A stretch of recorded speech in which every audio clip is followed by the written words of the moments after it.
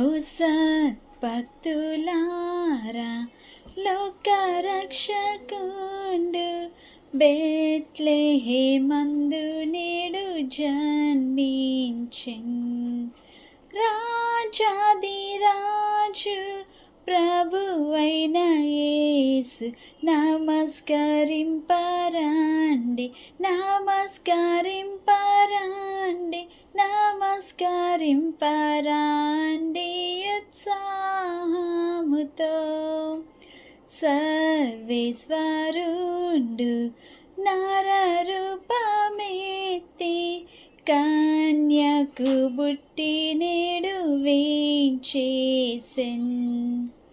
మానవ జన్మ మెత్తిన శ్రీయేసు నీకు నమస్కరించి, నీకు నమస్కరించి